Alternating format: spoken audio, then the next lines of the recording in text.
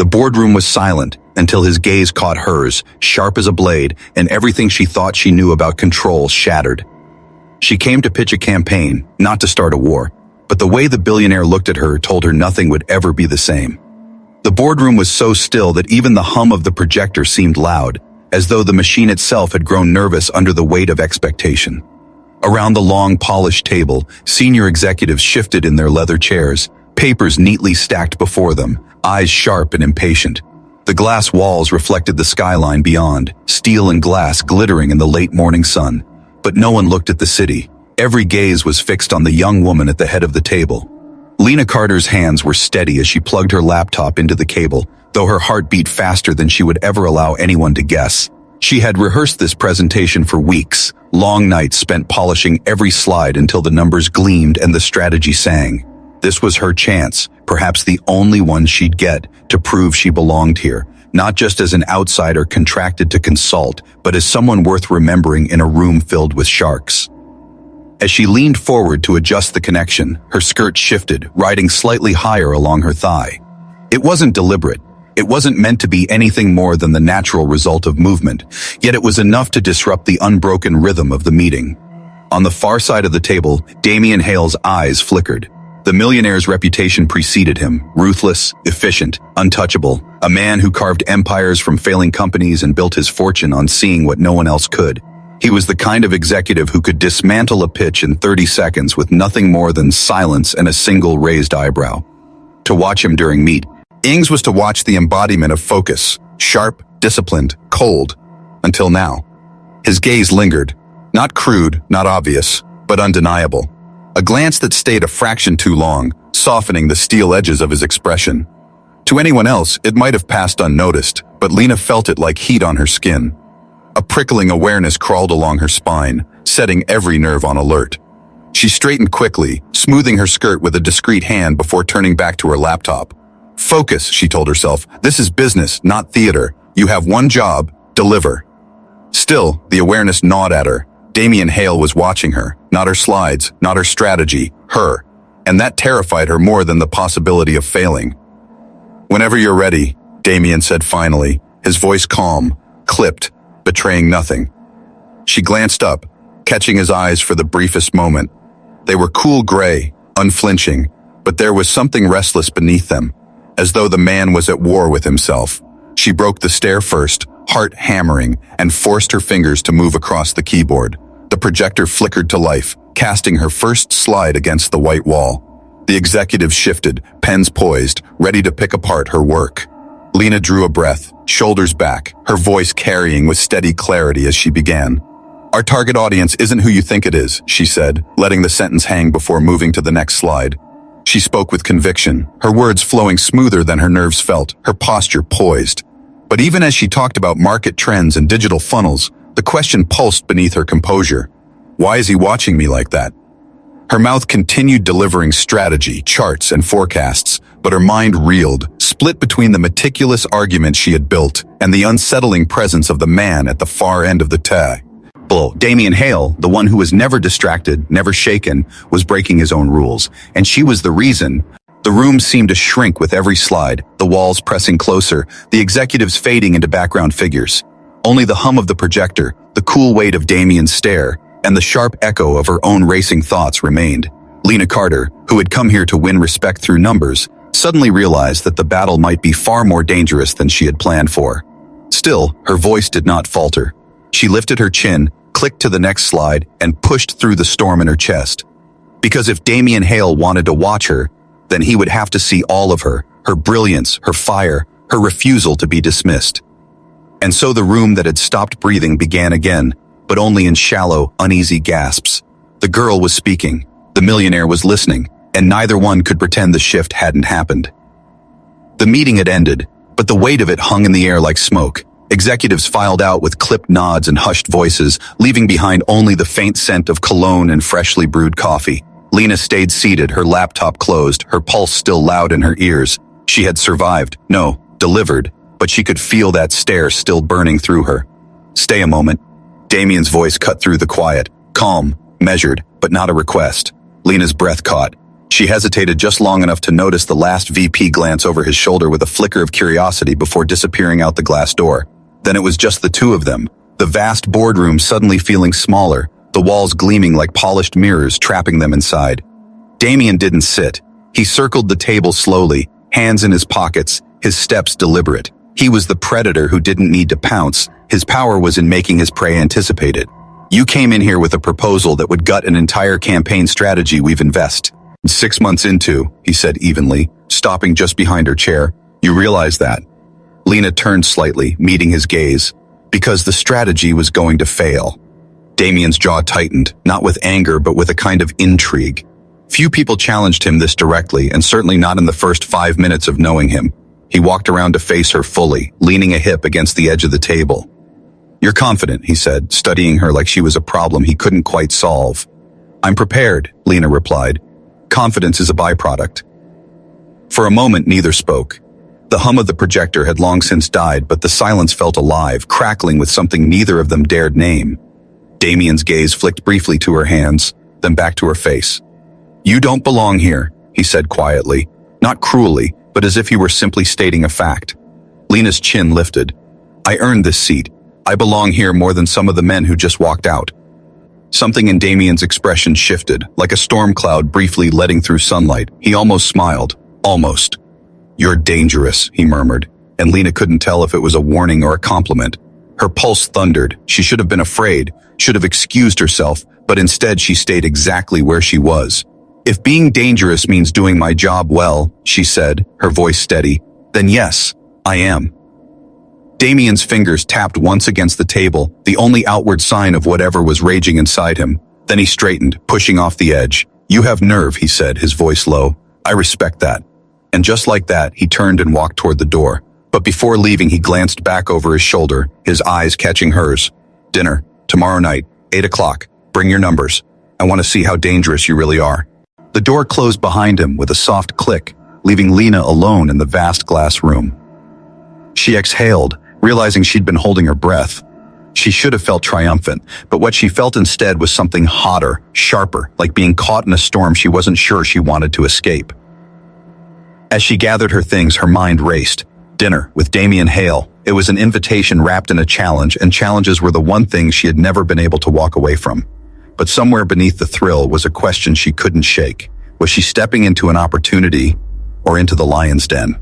The restaurant was the kind that didn't have a sign on the door because it didn't need one. A wall of frosted glass and a single black handle were the only indications that behind it lay one of the most exclusive tables in the city.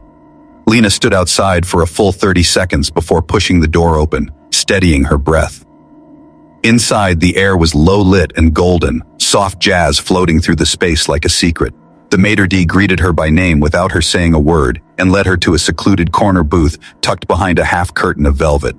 Damian was already there, jacket draped across the seat beside him, sleeves rolled, watching her approach. He didn't rise, didn't offer the usual smile of polite welcome. He simply looked at her, really looked, like she was the most important variable in a formula he was determined to solve. You're on time, he said, as though he hadn't expected it. I don't keep people waiting, she replied, sliding into the seat across from him. Good. His mouth curved, but it wasn't exactly a smile. Then let's not waste time. The server appeared with 2 glasses of wine, already poured, and a menu Lena barely glanced at before setting it down. I didn't come here to eat, she said. Damian's brow arched, intrigued. Then why did you come? She met his gaze without flinching. Because you asked. The pause that followed was electric. Damian leaned forward slightly, elbows resting on the table, his gray eyes sharp under the golden light. Most people don't say no to me, he said. Most people don't scare me. He laughed, low, unexpected, startling even himself, and sat back, studying her as though she'd just shifted the entire board beneath his feet. You really are dangerous. Lena sipped her wine, her hand steady, though her pulse betrayed her. You said that yesterday. I meant it more today. The conversation slipped into something sharper, less about numbers and more about each other. Damian asked questions that were both disarming and invasive. Why she chose this career, what drove her, what she wanted 5 years from now. Lena answered carefully, giving him honesty without surrender, feeling as though every word was part of a negotiation she couldn't afford to lose. Halfway through the meal, he shifted. You know, he said, his voice lower now, this company eats people alive. I've watched better men than me break under the weight of it. You think you're ready for that? Lena held his stare. I'm not here to be safe, she said softly. For the first time, Damian's mask slipped. There was something almost vulnerable in his eyes, something that looked like recognition. Neither am I, he murmured. The server came and went unnoticed. Time stretched, bending around the pull between them. When the check arrived, Damian signed without looking. Then he stood holding out his hand, not to shake but to help her up. When she placed her hand in his, a jolt shot through her, uninvited, unwelcome, and yet undeniable. Outside, the city air was cooler, crisp against her flushed skin. A sleek black car waited at the curb, its engine purring. Damian turned to her. I'll have my driver take you home. I can get there myself. I know, he said, and for a moment she couldn't tell if it was respect or challenge. Before she could reply, a shadow moved near the edge of the street. A man, hood up, lingering just beyond the glow of the restaurant lights watching. Lena felt it first, that sharp tug of instinct. Damian noticed a second later, his body shifting subtly, protectively. Get in the car, he said quietly. Who is that? Not here. His voice was calm but carried an edge that made her obey without thinking. The car door shut softly behind her, the sound too final, too loud in the night air. As the car pulled away, Lena turned to look back through the tinted window. The man was still there, still watching, until the darkness swallowed him completely. Her phone buzzed with a single text, from an unknown number. Be careful who you trust. Lena's breath caught. She looked up at Damian through the glass divider. He was staring straight ahead, his jaw tight, his expression unreadable. And for the first time since she'd met him, Lena wondered if the real danger wasn't outside at all, but sitting right across from her.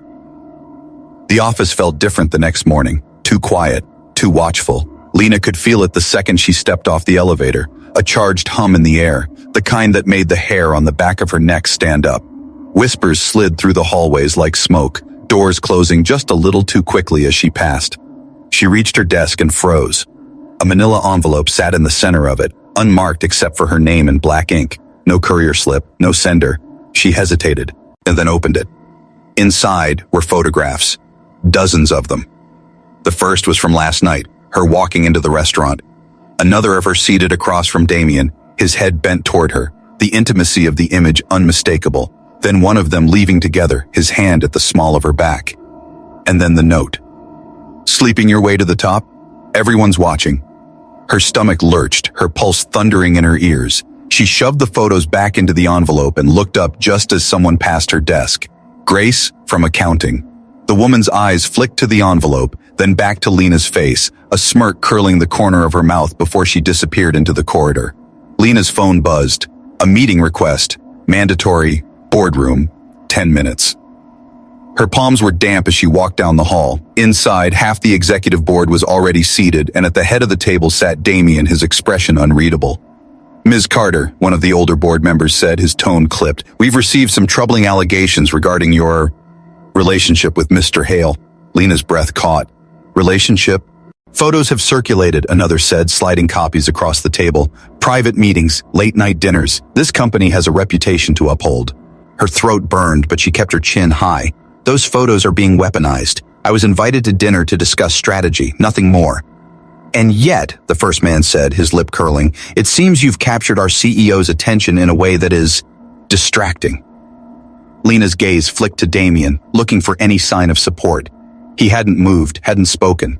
The silence was worse than any accusation. Finally, he stood, his presence filling the room. That's enough. His voice was quiet but carried like a blade across glass. If you're implying Ms. Carter is here for anything other than her work, you're mistaken. Her proposal is the only reason this company isn't hemorrhaging market share right now. The board members shifted uncomfortably. Perception matters, Damian, one said cautiously. Then let's give them something better to perceive, Damian snapped. Effective immediately, Lena Carter is lead strategist on the campaign rollout. Full authority. The room went still. Lena's chest tightened. This wasn't just defending her. This was elevating her. After the meeting, she caught up to him in the hallway. What the hell was that? That, he said, turning to her, was me betting my reputation on you. Her breath hitched. Do you even know what you just started? They're going to come for me harder now. Good. Damian stepped closer, lowering his voice. Because now they'll have to go through me to do it. Something inside her twisted, part fear, part exhilaration. "Why are you doing this?" she demanded. "Because I've seen sabotage before," he said, his jaw tight. "And I know when someone is trying to take down more than just a consultant. There's a bigger play here, Lena. Someone inside this company wants me distracted, weakened, and now they're using you to do it." The words sank into her like ice water. "So I'm bait," she whispered. His eyes darkened. "Not bait, a target. Which means you stay close, and you do not make a single move without telling me first." She bristled. "You don't own me, Damian." "No," he said softly, dangerously. "But right now, I might be the only thing standing between you and whoever's trying to ruin you." That night, Lena sat in her apartment, the city lights casting fractured reflections across her window. She spread the photos across her table, studying them carefully. Something about them nagged at her, the angle, the timing. Then she saw it. In the corner of one image, barely visible, was a reflection in the restaurant glass, a figure holding a camera. And when she zoomed in, she saw the unmistakable shape of a gold cufflink glinting under the light, the kind she had seen only one person in the company wear. One of the board members. Her blood ran cold. She grabbed her phone, thumb hovering over Damian's number, because if this was true, they weren't just dealing with office gossip. They were dealing with an inside attack. The city was already dark when Lena marched back into the Hale building, envelope of photos clutched in her hand like evidence ready for trial. The lobby was nearly empty, the last traces of employees heading home leaving only the echo of her heels on the marble floor. She didn't wait for an appointment, didn't care about security protocol. Tonight wasn't about protocol. Tonight was about truth. Damian's office glowed at the far end of the executive floor, its glass walls overlooking the city skyline. He stood inside, jacket discarded, sleeves rolled, as though he'd been pacing. When she stepped in, he turned and froze at the look on her face. "You knew," Lena said, slamming the photos onto his desk. "Knew what?" "That this wasn't just rumor or gossip. Someone is orchestrating this." She shoved the image with the reflection toward him. "Look, gold cufflink. Your board member, Keaton Price. He was there last night, taking photos himself." Damian's jaw tightened as he leaned over the image, his hand pressing flat against the desk. "Keaton's been gunning for my seat for months. If he's behind this..." "He is," Lena cut in. "And it's not just about you. He wants me gone because I'm the one tying you to a decision he can't control." Damian straightened, his expression darkening like a storm. "Then we make it backfire." "How?" "By staying ahead of him. We don't hide. We go public with the campaign rollout early, tomorrow morning. We lock the board out of the conversation entirely. By the time they try to spin this, it'll be too late." Lena's pulse hammered. "You're talking about going to war with your own board." "I built this company," Damian said, voice like steel, "and I won't let a vulture take it apart from the inside. Are you with me?" She hesitated. Every instinct told her this was dangerous. Career suicide, maybe even worse if Keaton had allies outside the company. But then she saw the look in Damian's eyes. Not just defiance, but belief. Belief in her. "I'm with you," she said, her voice steady. They worked through the night side by side, transforming her proposal into a full-blown launch strategy. By 3 a.m., the plan was airtight, the presentation polished, the press release drafted. There was a strange intimacy in the quiet of the office at night, just the glow of monitors, the hum of the city below, and the steady rhythm of their voices as they traded ideas. At one point, Lena caught Damian watching her, his hand stilled on the keyboard. "What?" she asked, suddenly aware of the silence between them. "You don't flinch," he said softly, almost to himself. Hould I?" He didn't answer, not with words. Instead, he stepped closer, close enough that she could see the faint line of exhaustion at the corner of his mouth, the shadow of stubble on his jaw.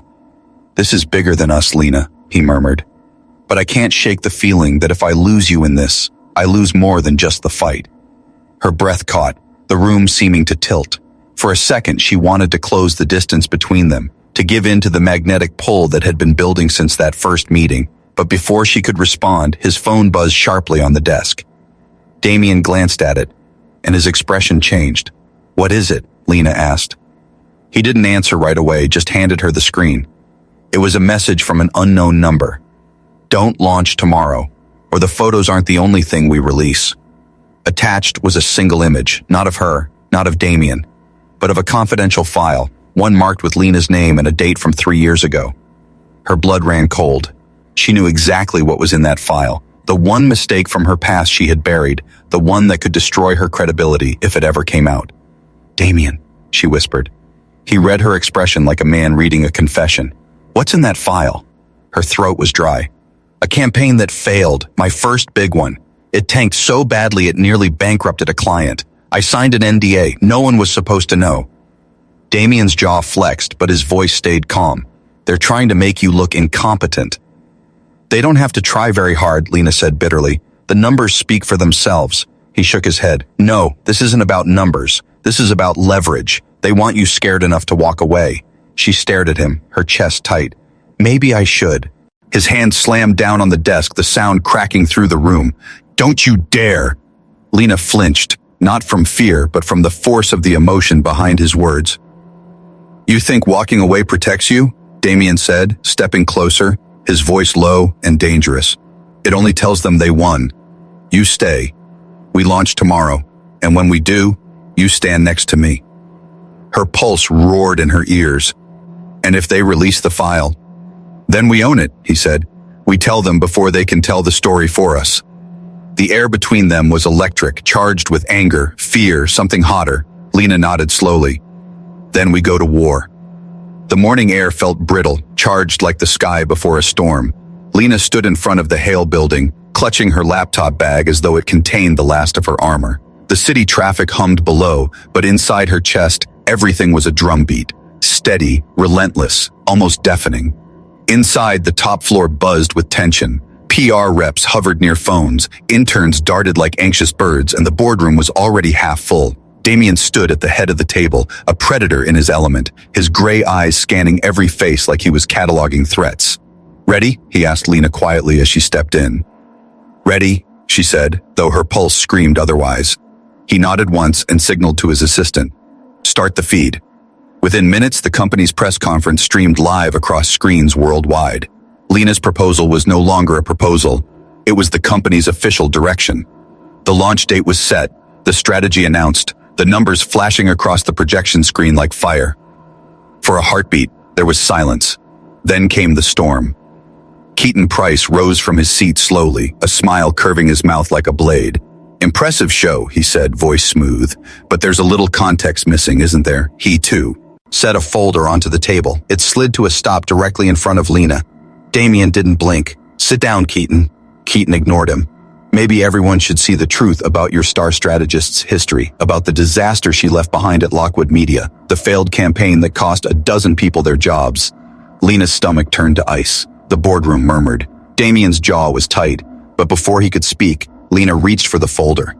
She opened it, heart pounding, and looked up. "Yes," she said, her voice steady. "That campaign failed. I failed. And I spent every night after that figuring out why. I learned from it, rebuilt, and created strategies that saved 3 other companies from collapse. You want to use this to humiliate me?" She stood, the folder still in her hand. "Go ahead. Because this is the reason I'm better today than I was 3 years ago. This is why I know this campaign will work." The room was dead silent. Damian's lips curved, the faintest trace of a grin, not amusement, but pride. "There's your context," he said, his voice like steel. "Now sit down, Keaton." Keaton's face hardened. "You're letting sentiment cloud your judgment." "No," Damian said softly, dangerously. "I'm letting truth lead it. Something you should try sometime." But Keaton wasn't finished. "You think this is about sentiment? It's about control. You've been slipping, Damian, ever since she walked in here, and the board won't follow a CEO who's distracted." The air crackled. Damian straightened to his full height. "Then maybe the board needs a new vision." And before anyone could speak, he turned to the room. Effective immediately, Keaton Price is removed from his position pending an internal investigation for corporate sabotage. Gasps rippled through the boardroom. Keaton's face went pale, his confidence finally cracking. "You can't do that," he hissed. "I just did," Damian said, his voice cold. Security entered silently as if they'd been waiting for this. Keaton was escorted out, his protests echoing down the hall. The room erupted, some in shock, some in whispers of approval. Damian raised a hand, silencing them all. "The launch stands," he said, "and so does Ms. Carter." When the meeting ended, Lena stayed behind, hands pressed against the cool edge of the table.